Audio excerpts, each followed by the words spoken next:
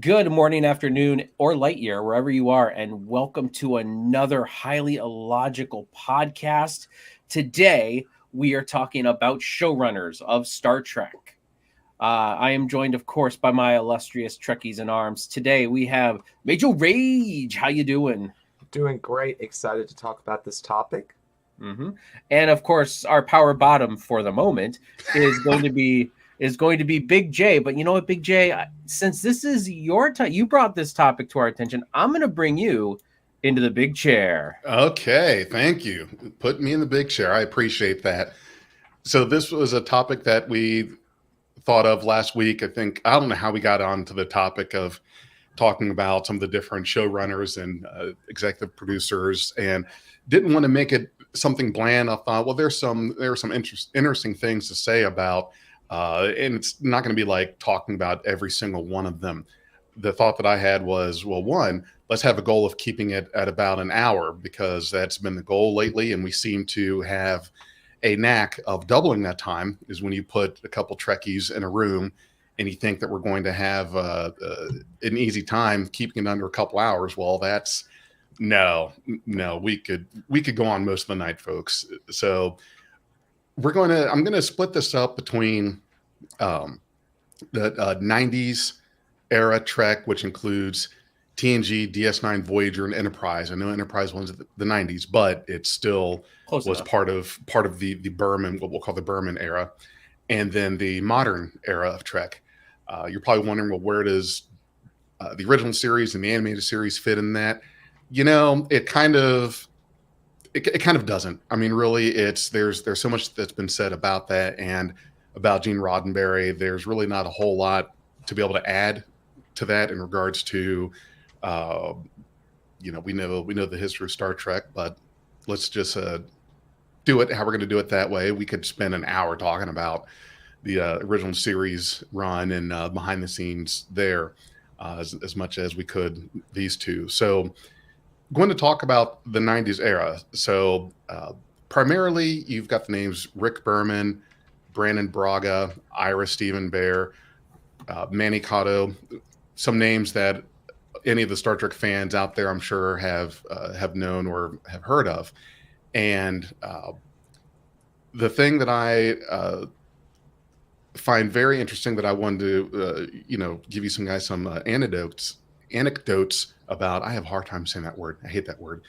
Um, is in the '90s, syndication became such a big goal for Star Trek that I think that there was a tendency to there's really some pushback to do Star Trek in what I think would have been at least pioneering at the time, but do more serialized storytelling, which is what DS9 had. And one of the things that I always thought was interesting about the goals that the showrunners and executive producers had with the show was that there was some headbutting. Like anything else, there was some headbutting behind the scenes on that. With Next Generation, it really could not open itself up that much. Gene Roddenberry was really just kind of holding the reins back on some of the creativity, the things that could be done, and where the show could go. And I really felt like once once he passed, that the franchise was just kind of like, okay, now it's ours, and we can do what we want with it. But we did get some things that I really think we probably would not have otherwise, and especially with DS9, some of that conflict that we had with characters, because that was one of the things that was kind of a hamstring of TNG when it first started, was just with Roddenberry's insistence that uh, everything in the 24th century is paradise. There's no conflict. There's no drama. There's no confrontation. There's no want for anything. So, okay, well, how is this going to be good storytelling? How can we work within those kind of confines? Um, and I think that they were finally able to kind of do something with that. Yes, Cheeto. I just was going to say, I actually just saw in an interview recently where Jonathan Frakes said the exact same thing, is that everybody cannot be kumbaya like and tell a good story. Like Hmm. my biggest thing is, and I agree with you, is Gene Star Trek would not be here today if let's say Gene Roddenberry was Master Roshi and he lived till he was like 300 years old or whatever, and he was still around and Trek was still under his control. I truly believe we would not have Star Trek today. It would have ended probably with TNG. I I think really you're believe right. it. Yeah, and total respect to Gene Roddenberry. I love his vision for the future. Like it's very wonderful to think of the human race and other alien species getting along as well as they do. But when you have everybody in that, even Gene Roddenberry put conflict obviously in his storytelling. So not everybody is going to be, you know, all kumbaya and Federation and everything. Like there's Klingons, there's Ferengi, there's like it's Well, almost like the seven deadly sins is like you got all you got greed, you got violence or anger, you've got deceit, stuff like that. So it, it, as I said, if Gene Roddenberry was around today, I really don't feel like we'd have any Trek at all. Go ahead, Mage. it was my understanding of like Roddenberry's rule that there was like no interpersonal conflict like between crew members, That like was the not main thing. without yeah, and like out with outside powers that that was always fair Mm-hmm. game. Outside powers, yes, but that was the big thing was Starfleet amongst officers of the crew. No one ever had disagreements. Everybody always got along, et cetera, et cetera. And Yeah. I think that It's that's not realistic. It's it. not you need conflict for there to be an actual plot to have resolution and everything. You have to have some sort of conflict. And that's why I'd love to see like a Birth of the Federation series where it's like President Archer starting to gather some of these other Stay away races. from the prequels, Cheeto. I Stay want this. away I from want it. this Birth of the Federation show. I think it would be good if it's like a West Wing of Star Trek where they're starting to gather up the Federation members like early on. And I get it. I know why everyone says no prequels. I get it. I am not ignorant to that fact. I'm not sitting here saying it'll be totally fine and canon will not be touched. Just don't let Brandon Braga touch it. I think that those guys would not be allowed near Star Trek with any of this stuff because they did their thing and it's done.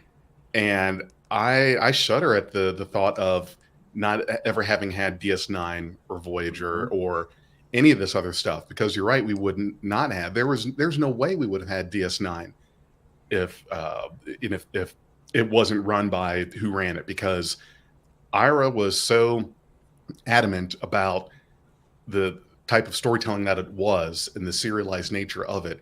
He was fighting with the studios pretty much the entire time. They were always giving him grief, uh, but God thank him standing his ground and putting the line in the sand that this is what this show is, and this is the vision for it.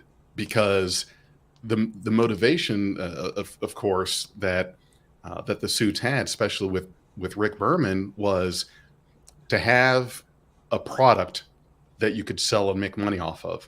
And the thing with syndication is he wanted to have Star Trek tailored to that, where anybody could just drop in on some random episode and not have to know anything, uh, not have to know a prior episode or anything like that, can just kind of drop in and drop out.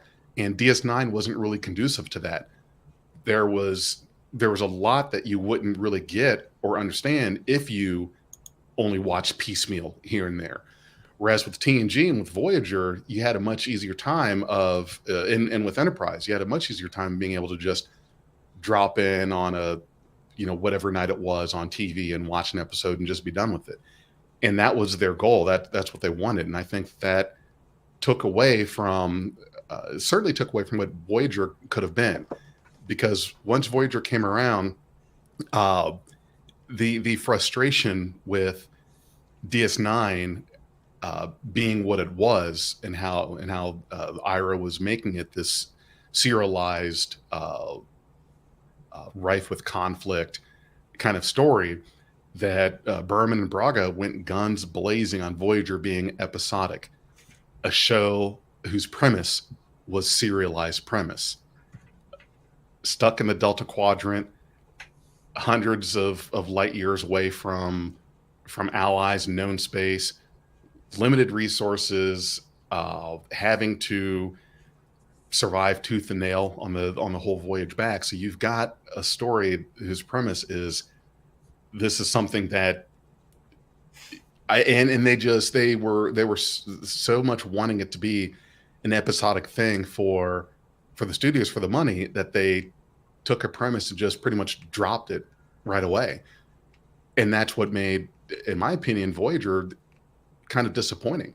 Voyager is what, if any of you had seen Battlestar Galactica, the 2004 remake, that really, in my opinion, you should watch it, Cheeto. It's a very good Battlestar show. Galactica. Yeah, absolutely. My dad watches it. I don't know. I've seen some of it. I don't know if I can get into it. I don't know. I'll just tell you that really it is what Voyager should have been. My thing with Voyager, and one of the biggest tells of what Voyager could have been versus what it was Year of Hell. Because when you were supposed to have this whole season of Voyager with its back against the wall, but like they were losing resources week in, week out, the Voyager was just getting decimated all the time, and it was supposed to be a whole season, and it got boiled down to 2 episodes, and it was just like ridiculous. Yeah, it really, really was. And I'm sorry, like season 3 of Enterprise is one of my favorites, and one of my favorite seasons of Star Trek, and that is what. Like kind of, like that's kind of what Year of Hell could have been, is this whole season of honestly the whole show of Voyager. And the NX-01 was on its own out in the Delphic Expanse. Yeah, Delphic Expanse. I always get the Delphic and Deltic and yeah. But that's what season 3 of Enterprise is, what Voyager could have been, is that they're out on their own, their backs up against the wall. They could, and like that is showrunners right there. That is their fault, because I feel like they were not letting, like, as you said, I love Stephen Iron Bear, like just the fact that he took DS9 and he did with it what he wanted, and we are so lucky that he did, because honestly, I don't even know if I would be a Trekkie at this point if it wasn't for DS9. Like, I like TNG, but I loved Voyager, DS9. Yeah, it's on film. I'm gonna don't Freudian stuff right there. Clip that. Yeah, don't clip that. But I loved DS9, and as I said, I probably with Voyager, I probably would have fell out of love with the franchise. I really would have, if that's if we didn't have DS. If it went from TNG to Voyager and there was no DS9 in there, I would have fallen off with it. I would have never even gotten Enterprise, and I love Enterprise. I really do. I agree with you there, and I really think that we were robbed of an opportunity for Voyager to have a season that was Year of Hell. I think that would have been just unheard of then. It would have been it would have been ballsy, is what it would have been, and that's the problem. Was there? I just don't feel like that there was a whole lot of that happening there. There were opportunities at several different points in the 90s in Trek where you could have really done something big, and you just kind of fell short. And that's the biggest tragedy. Just kept playing it safe. Mm-hmm. Yeah. That's the story of Voyager, is playing it safe, and that was to its detriment. Another great is Equinox. That was another great 2-parter that could have been a longer story arc. Like, could you imagine if part of the crew was using, like, let's say that was more incorporated into a Voyager story rather than just like a story on another starship. Like, like let's say that there were let's say B'Elanna just went off the rails and she's like, I want to get home. I want to help my friends, the Maquis, in this Dominion War. After she heard about the Dominion War and everything. And she started using these aliens to start pushing the warp drive. You know what I mean? Like, and then all of a sudden, so over these episodes, they're making great time home, and then all of a sudden they start looking into it because they think B'Elanna's found some kind of modifications, and they find out, No, there is a contingent of the, and I'm not even talking just Maquis. There would be Starfleet members too. Hell, I probably would put Harry Kim in that just because he wants to get home to mom and dad. Mm-hmm. But like maybe have him be the one that turns because he's like, okay, wait a minute, but we've gone too far here and we need to come clean. But I really felt like that would have been a great story to tell within Voyager, not just some random Starfleet vessel that just happened to appear out in the Delta Quadrant. You know, oh, we got thrown out here too. Bullshit. Yeah. Yeah, and that's why I'm like, no, like I think that would have been a great, even if it was only like 5 or 6 episodes, you know, that this story arc, but that was a serialization part of it that we weren't ever going to get. And I think that that's a shame. We were robbed. We were robbed of not getting the Year of Hell and Equinox being more than just a 2-parter. I had not heard that idea before about making that. You should have been a showrunner. You should have been executive producer or something like that. Who, me? Cheeto. Oh yeah, these ideas you've got. I mean, I can take an idea and like make it better, but I mean, with 25 years hindsight, or what are we at? 30 years? No, 20 years post Voyager, right? 25? Yeah. Listen, I'm not trying to age myself here, right? Yeah, but still, like, I mean, I can take people's ideas and I can try to make them better, but I mean, you know, I'm not very creative when out the gate. But seriously, I mean, you're right. Like, were you talking about Year of Hell or were you talking about Equinox? I was talking about both. Just yeah, what we could have gotten in Year of Hell and what we could have gotten with Equinox, and I think that's kind of a sign of missed opportunities there, and it's the same thing that happened. Flash forward with Enterprise, I really think that Enterprise was another big, let's keep this episodic for syndication's sake that Berman Braga were doing. Yes, and it really felt like to me that was not working. Like the whole episodic Star Trek thing kind of burned people out, and they sort of saw where the wind was blowing and sort of just like, okay, we're going to distance ourselves from this and sort of let it die. And for season 3 and 4, you had Manny Cotto take over, and lo and behold, is it a coincidence that the seasons of Enterprise that are considered well, there's not a lot of seasons, there's 4, but the 2 out of the 4 seasons considered to be the best ones are the ones that Berman and Braga were not involved in? Does that surprise anybody? Yeah, no, not me. As I said, and that's the same with DS9. I mean, once Berman and Braga kind of like shifted their focus to Voyager completely, guess what? DS9 went swimmingly. And I know that Ira had to fight with the studio all the time, but still, like it's not like he had, you know, Berman and Braga just, you know, screaming down his throat. It gave them something else to go focus on. It's like, okay, great, you got Voyager, go away, leave me the hell alone. And he pretty much did. It was like, okay, we're going to do this thing. And with Enterprise, I think that was the problem, was that it got good too late. Mm-hmm. Oh yeah, 100%. And honestly, I can see people's issues with season 3. Like, I liked season 3, but I do see people's issues with season 3 as well. I do feel like I recently rewatched season 3 of Enterprise when I was in preparation for Debate-a-Mania, our first Debate-a-Mania, where it was going to be me and Mage defending Enterprise versus Zam and some other opponent who hate Enterprise. We couldn't really find someone who hated Enterprise as much as Zam did. To be his tag partner. So it became a one-on-one match. But I was doing my research and I watched all the way through season 3 again. Like, I watched several episodes of 1 and 2, watched all the way through season 3 and most of the way through season 4 before, you know, during doing my research. And I definitely do feel that season 3 was a little bit too long. There was definitely filler in there. But, however, I am far more happy with season 3 than I was with season 1 and 2.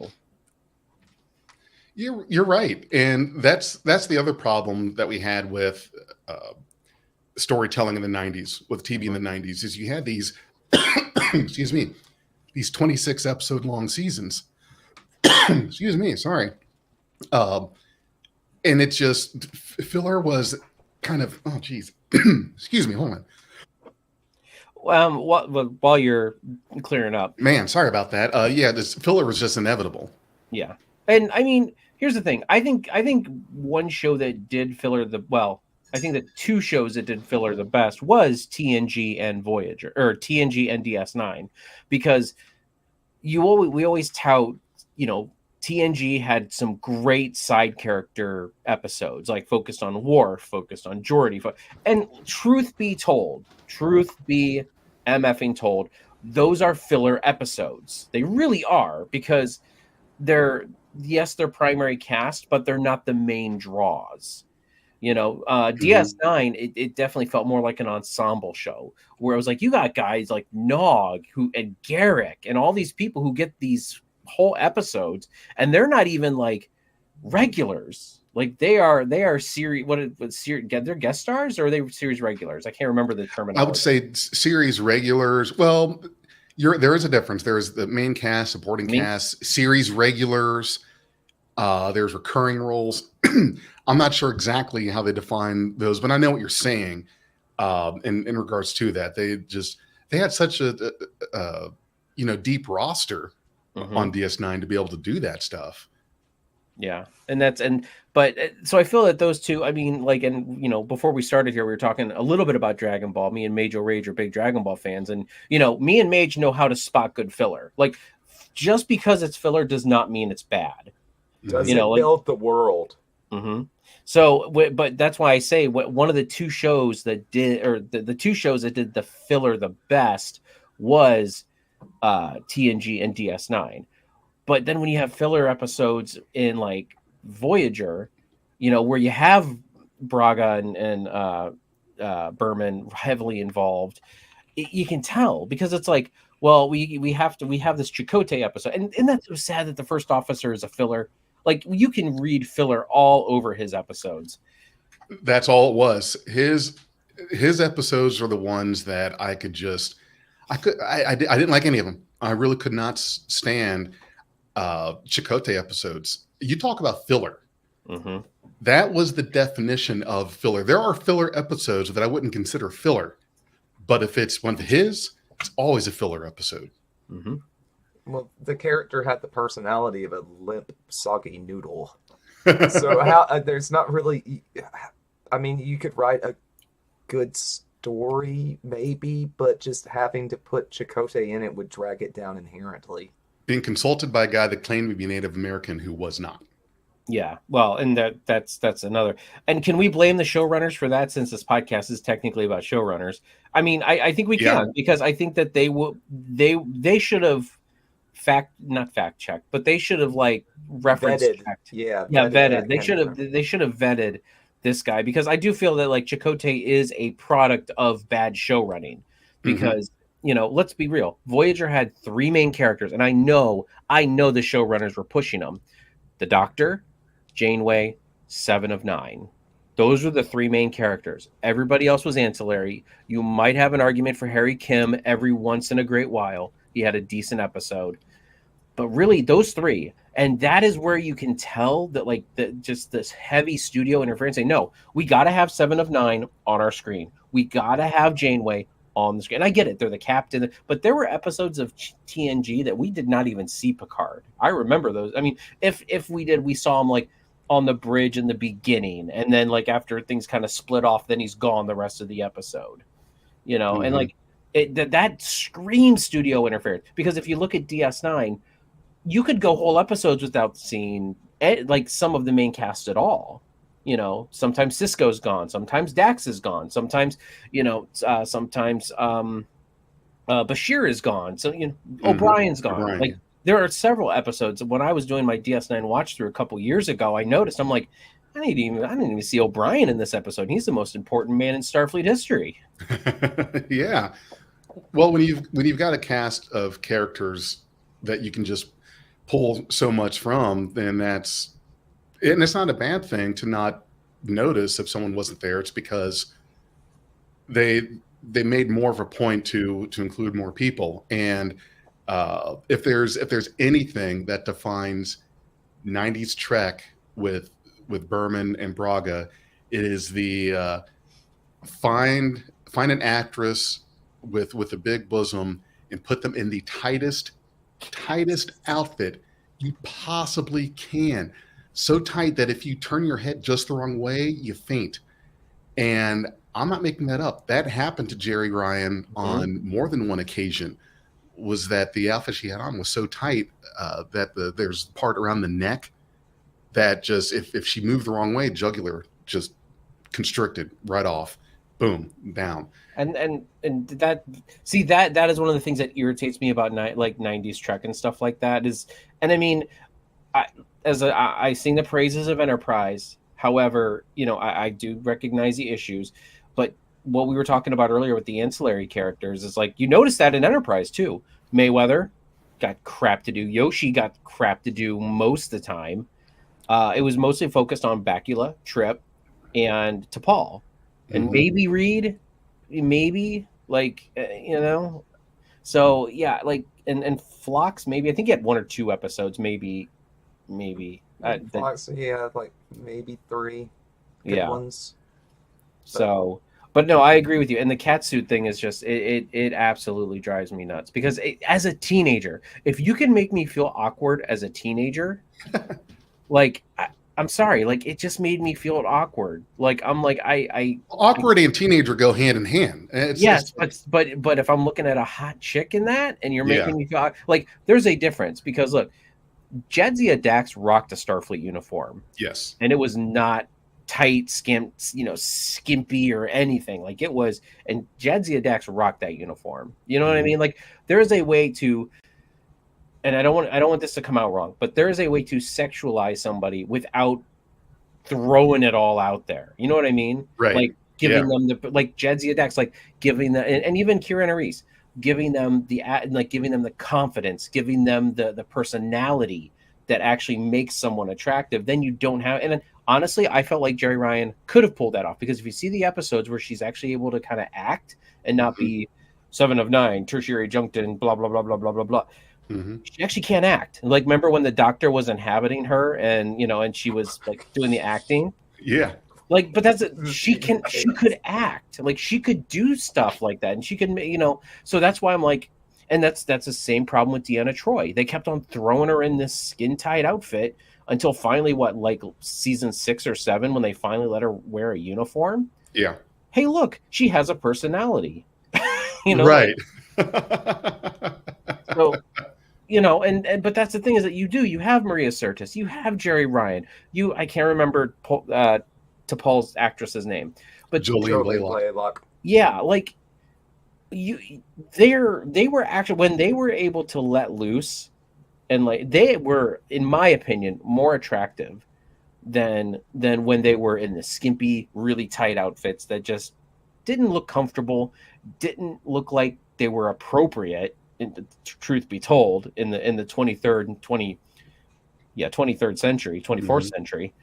So, and I just, again, and I know I'm tangenting, but that goes right back to the showrunners not knowing how to write a character, like not knowing how to overarch a character. Like I get it, there's writers and directors and everything, but you're the showrunner. You're the one who needs to be like, no, you know what?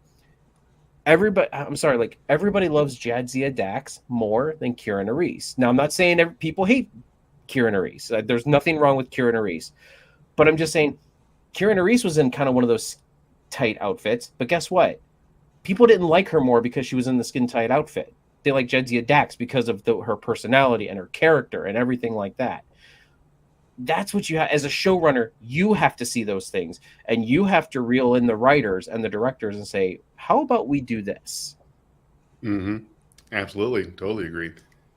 We're going to move on to the second half of the era of Star Trek, but Mage, Cheeto, any other closing thoughts you guys have on the skin tight suit era? Just the icky, grody part of it it kind of taints the legacy, and you can almost see it too. I mean, it makes what I was talking about in the outfit. That's what I'm talking about. You have I'm gone not too gonna far. top that. Nothing I can say is gonna top that. So Listen, I had have to take it there. Sorry, you know me. Well, I I'm the acquiesce my raunchiest turn. captain of the 24th century. I passed my turn. Well, we get to the modern era of Trek, and this is the one that is certainly has become the more uh, what's the word I'm looking for? Not Controversial? controversial. Yes, yes, controversial. With showrunners as in Alex Kurtzman, J.J. Ooh. Abrams, Brian Fuller. You've got Aaron Waltke, Mike McMahon. There are a lot of showrunners here in this period of Trek, but you certainly have your ones that stick out. And I'll talk about J.J. Abrams first because really he was the starting person of the new Trek era with Star Trek returning in 2009, and he does get a lot of grief for his depiction of the Star Trek movies and the big criticism that this modern era of Trek gets is from those of us that grew up on the 90s Trek. And I think one of the things that uh, we tend to forget is the TV scape is a lot different now than it was then. You've got the streaming, you've got the 10 episode seasons where everything is a lot more condensed. It is faster, it is flashier. Uh, I do see a lot of comparisons being made to Star Trek becoming too much like Star Wars with the fighting, the action, the I hate to use the word pew pew, but the pew pew. Yeah, the pew pews. Yeah, yeah. But here's the thing, though: if you don't adjust and you can't keep up with just the timescape that you're in, then you're going to fail. Look at all the shows just in the look at the shows that have been made in every decade 50s, 60s, 70s, 80s, 90s, all of it.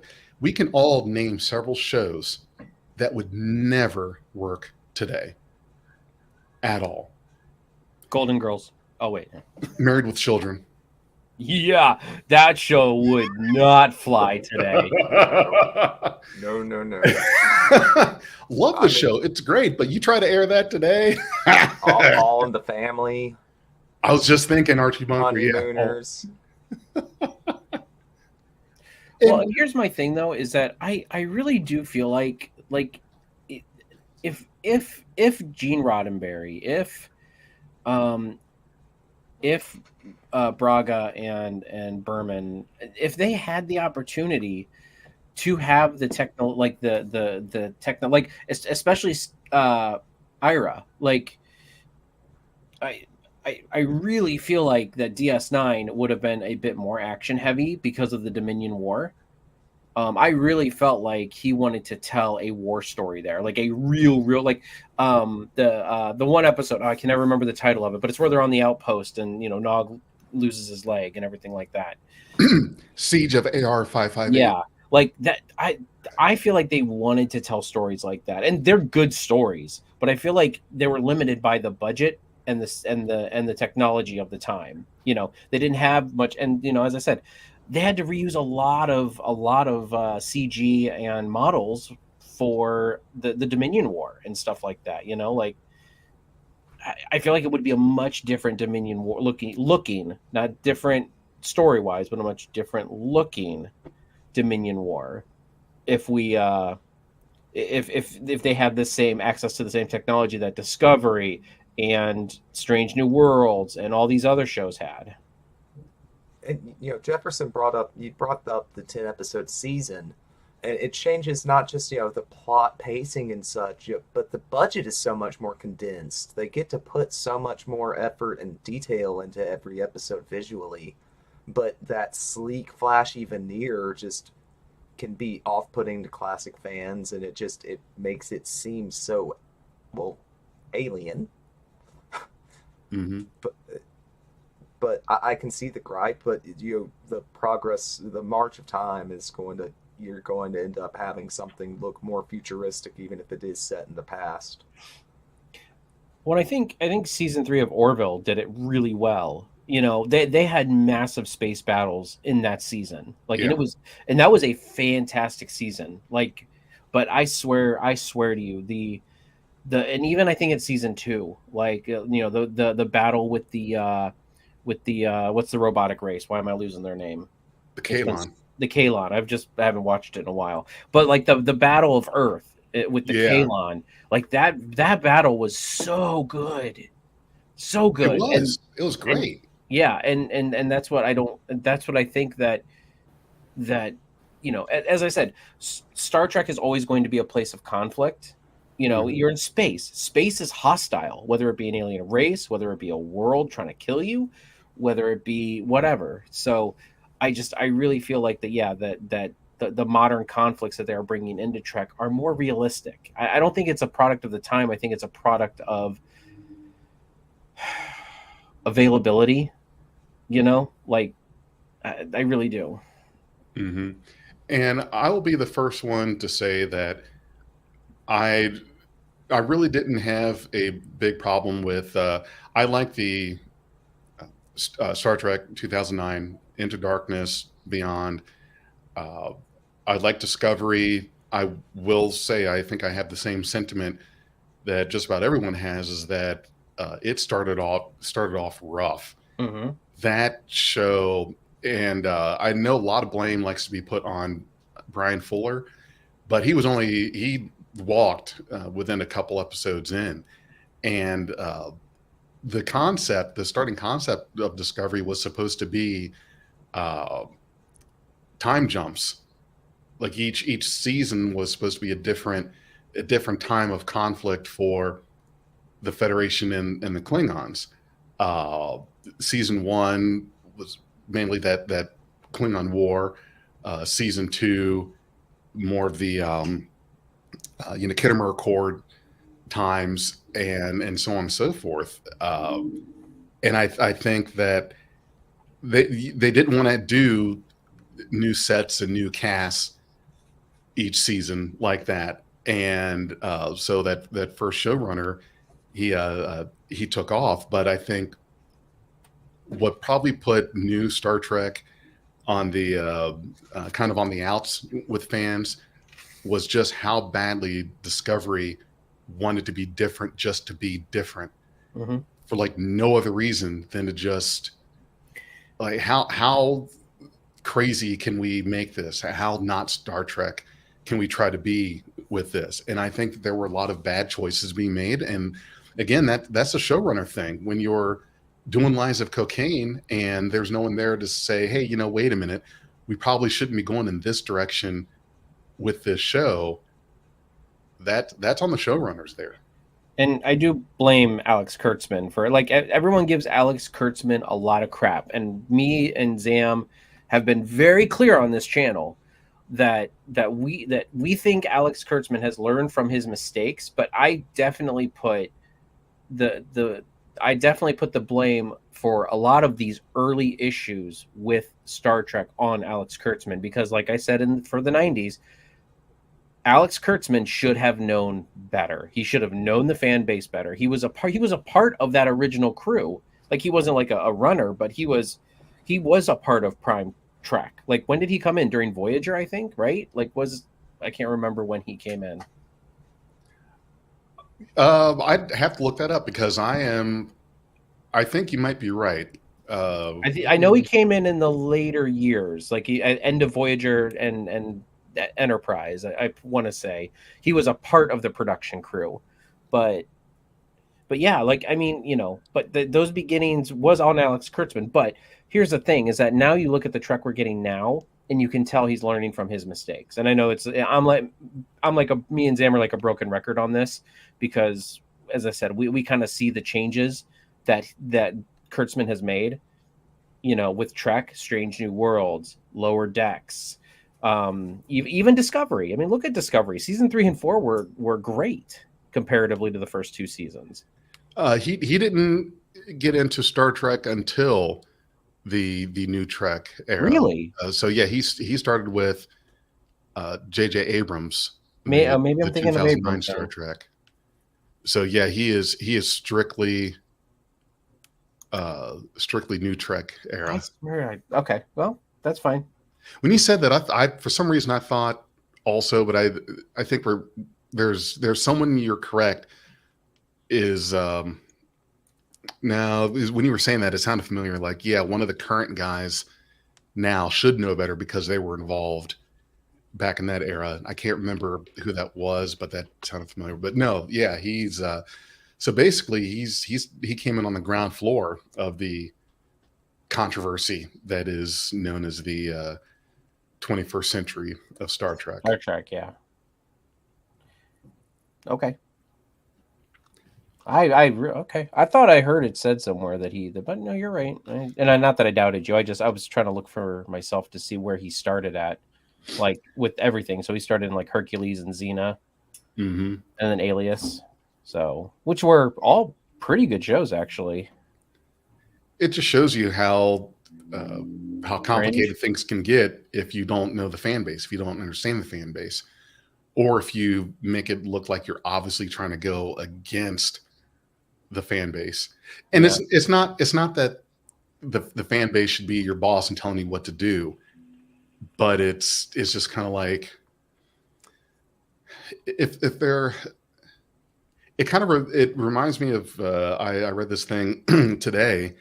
I don't recall the context of it, but the first X-Men movie back in whatever it was, early 2000, something like that. But, 2000 actually, the first one.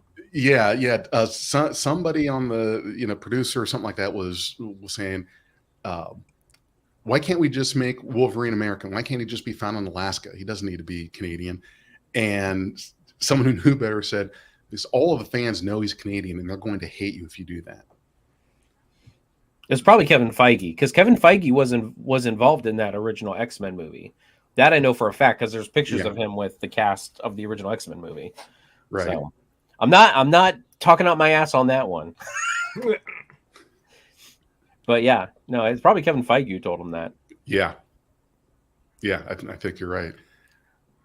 And I think that what's going on now, that if the people behind the scenes are willing to make those changes and to adjust, I think that's a big thing, because if you're going to show that, hey, we've learned our lesson from going too far this way, and Discovery did do a course correct.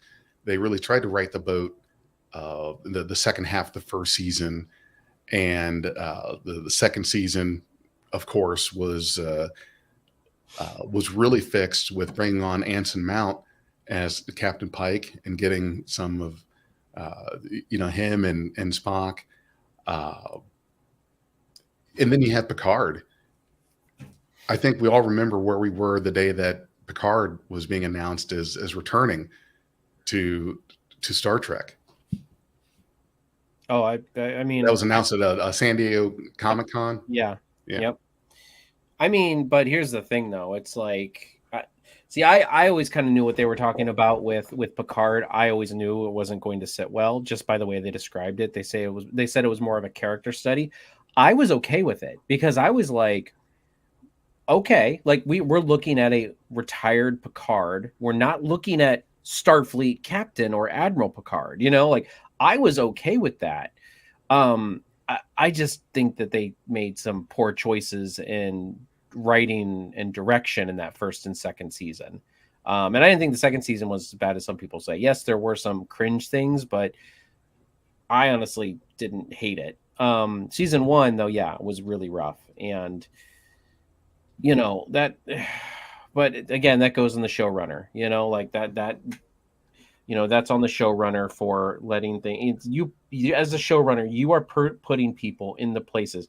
That's why I give credit to Alex Kurtzman for putting Terry Matalas in the season 3 place. Everybody praises Terry Matalas, and that's he deserves the praise. He did a great job in season 3. Mage, I know you're going to disagree with me, but he did a good job in season 3. But everybody forgets that Alex Kurtzman put him there. You know what I mean? And it was like, oh, Alex Kurtzman had nothing to do with it. Terry just did whatever he wanted. Well, that happened also in DS9. And guess what? We got good Trek. So Obviously, Alex Kurtzman put the right person in the right place, and he left him alone. Aces in places. Yeah, aces in places. Yeah, that's a great way to say it. Never heard that one before. Yeah, I'm going to use that one. Kitchen talk. Oh yeah. Mm-hmm. Well, look at how good some things can be when you leave people alone to let them do their thing. Not everyone has to be babysat. Look at Mike McMahon. Look at Lower Decks. I know Jefferson, you are not a fan of Lower Decks, but you know really. what? It's good. Like, for what it is, it's good. You know what I mean? Like I think it's really good. Even if you don't compare it to a Star Trek, because there are, like, I have argued the fact that Lower Decks is loose cannon. Like, I some of the stuff that they do just it is hyper exaggerated, and it doesn't seem like it would fit in the Star Trek universe. And even though we did have the crossover episode, there's still some things in there that I feel would not fit in the Star Trek universe. But that's why I say Lower Decks is like loose cannon. The events kind of happen, like, you know, and until something blows it out of the water. You know what I mean? Like, but you can tell the people who make that show love Star Trek by all the references and all of the callbacks, and you know, that's just like Prodigy. I am not a huge fan of Prodigy. I don't really enjoy it all that much, but I cannot say it's not Star Trek, because the people, obviously, especially in the second half of the first season of Prodigy, did a really good job. The showrunner on that, and I can't remember the guy's name who did that show. I looked it up the other day and I can't remember. Prodigy, Aaron Waltke. Yeah, Aaron Waltke. Yeah, that's right, Aaron Waltke.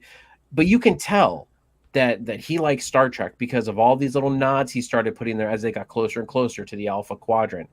And as I said, do I like Prodigy? Not so much.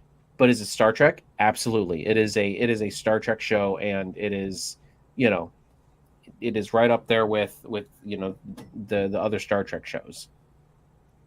But it's still not as good as, you know, the original animated series or the Star Wars Holiday Special. Oh God! Oh, I know a troll when I see one. You know, I have never watched the Holiday Special. He's got to watch it. It is required watching if you're going to come on to any podcast here on the NerdTube.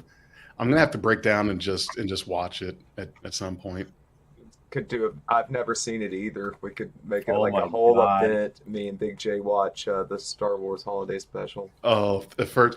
I think that's gonna have to be one of the highly logical podcasts on NerdTube, is a first time watch of the holidays, the Star Wars Holiday Special. Whew. Trekkies react to. Oh yeah, Trekkies react to Star Wars to. Holiday Special.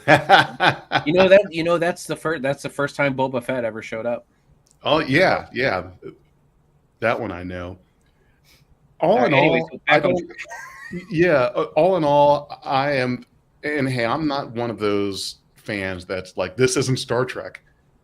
It might not be Star Trek that you like. It might not be, in your opinion, what you feel Star Trek is, but that doesn't mean that it's not Star Trek. And that's why I can't quite understand people that are just so adamant in saying that if this isn't what I like, then no one should like it because this isn't Star Trek, and I will penalize you for liking a certain thing. And I also hate the argument that, you know, everyone says, well, this is not Roddenberry's Star Trek. I hate that argument. If it was, we wouldn't be here right now. Exactly. That's my I hate we that. We wouldn't have made it out of the 90s. Mm-hmm. It really wouldn't have. We might have made it to Voyager, and as I said, there would be no DS9. Like, there would be no DS9. I mean, because think about it, TNG pivoted at Yesterday's Enterprise and Best of Both Worlds. Those were like the two pivotal TNG, and in my opinion, Star Trek in general moments. Yeah. Yesterday's Enterprise and Best of Both Worlds are where Star Trek pivoted into a, hey, this can be good. And I'm sorry, like those first two seasons of TNG, guess who was still involved? Gene Roddenberry. And I respect the man for creating Star Trek, but yeah. There can be negative influence on something. There can be interference that can stifle and hurt your franchise. And I think that anyone who says of Star Trek today that it makes that statement, I want to ask them, okay, do you really understand what you're saying? Do you understand that the odds of us even being here to talk about Star Trek today probably would not happen if what you said were true? Mm-hmm. And I think that it's just, it seems like, let me just make this phrase, this statement to show my allegiance to real Star Trek. Like, well, no, that's really not how it works. And if anything, I think that, um, and you guys tell me what you think of this, and I want to get your opinions on it. Does it feel like there are less instances of quote unquote interference with current Star Trek now as compared to in the 90s? Sorry, Rick, we're wondering I got waylaid by Rick B's where is- comment. where the hell have you been like all night?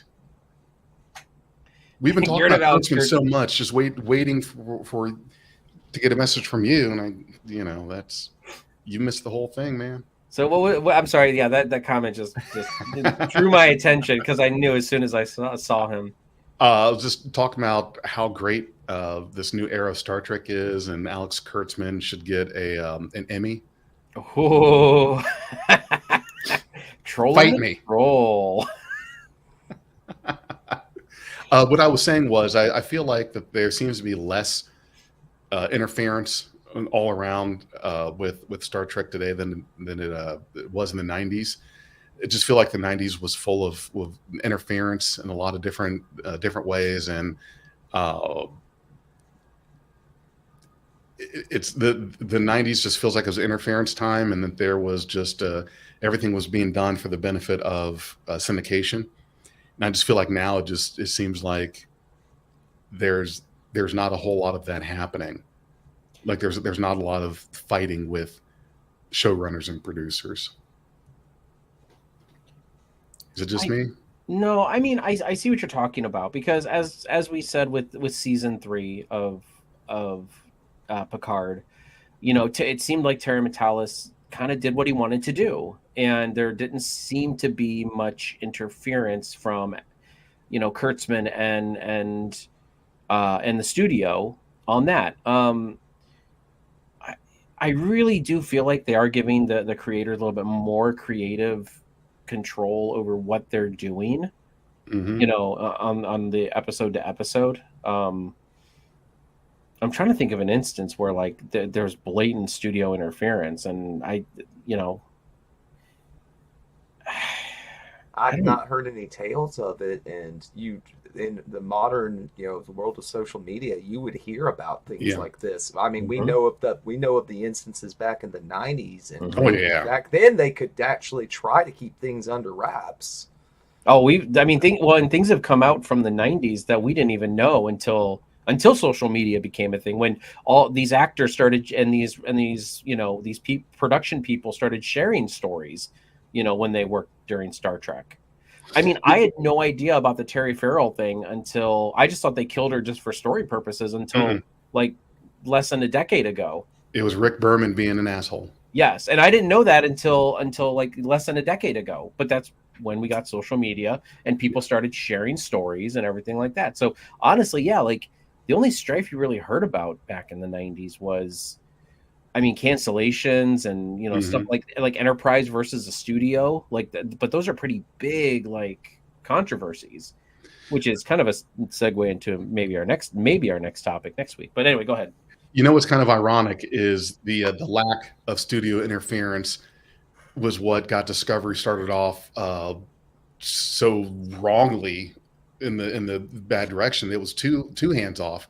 There was one story that I did recount from that there's a little bit too much hands off going on in regards to the direction storyline decisions being made, and kind of once it started really getting up higher, there's a memo sent down that you need to unfuck this show right now. It is gone off the rails. It's ridiculous. Who okayed any of these things?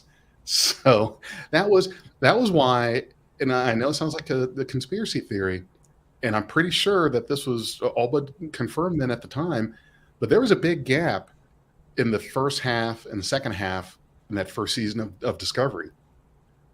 There was kind of a there was kind of a stop, and a lot of things were retooled. Does anyone? I don't remember that, but I didn't watch. Yeah, there was a gap in between in the middle of the season. I was still being very resistive to going to streaming platforms at that point. You know, like yes, but I didn't have cable either. So I was just like kicking and screaming, like I don't want to pay more money. But you know, so I didn't have cable. I didn't have streaming services. I wasn't paying for CBS All Access back then. So I actually didn't see Discovery for probably a year or two. So actually, I think I saw Discovery while season 2 was running. So I didn't get to feel that gap like everybody else did. But I mean, yeah. There was definitely a reset button that got punched that happened in the middle of that first season. So yeah, some heads were being rolled. Well, that is what I had in regards to two eras of showrunners. You have one era that interfered like hell with a lot of direction that I think was pretty unique, pretty different as compared to now. You've got an adjusted TV landscape that I think that we just all need to be on board with. And I think there should be a level of trust that we know what these guys are doing, and that there's someone that's listening to the fan base. There are people that are going to see if there are big mistakes being made, and they might be saved. Well, and as we've said before, I mean, and Rick B's going to blow his gasket, but Alex Kurtzman has really, like, yes, in the beginning, like it is on Alex Kurtzman for the flub up that Picard season 1 and Discovery season 1 was, but in the past couple years, Trek has gotten like really good, like between Lower Decks, between Prodigy, between Strange New Worlds, and even the revamp of Disco and season 3 of Picard. Like, they've moved in positive directions. So I'm glad you just glad you got up to take a leak, Rick B, because you probably would have just urinated all over yourself listening to me say that.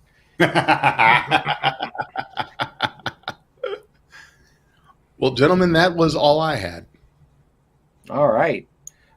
Well, I'm going to take the big chair back now. All right. So everybody, Big J, thank you very much for bringing this. It was a very, very good topic for tonight. I'm not huge into like the showrunners and what they do. Ginger Greek is really big into. He knows more about that kind of stuff, like even in Star Trek than I do. So, but it was great, like discussing it and learning and talking about some of these things and figuring out the ins and outs, and I really enjoyed it. So everyone out there in YouTube land, leave your comments below if you're watching this on the rewind. I'd like to thank Major Rage and Big J. Big J, where can we find you at? You can find Beyond Trek Podcast at starfleetpodcast.net/Beyond Trek. You'll see all of our social media links there. Please check us out. We are doing a lot of different things. There's a lot of podcasts that's usually 1 or 2 being put out a week. So hope you guys look me up there. All right. And I'm sorry, Major Rage, I know you've got some things, so go ahead and plug your stuff too. Just silly little gaming channel, the Major Rage channel. We're documenting some stuff to get ready for some topic videos, though. All right. And of course, this is NerdTube. Next week, I think we are going to be we've dabbled. We think the topic's going to be controversies. Speaking of which, in Star Trek, we might pivot that idea. You'll see when the thumbnail comes out. What the topic is, but I think that's what we're looking at doing. So anyway, with all that being said, everybody, thank you very much for joining us here. Please like, share, and subscribe to NerdTube, the greatest YouTube channel you kind of maybe sort of heard of. Rick B, you are a troll, and we will catch all of you guys in the next one. Catch you later, guys.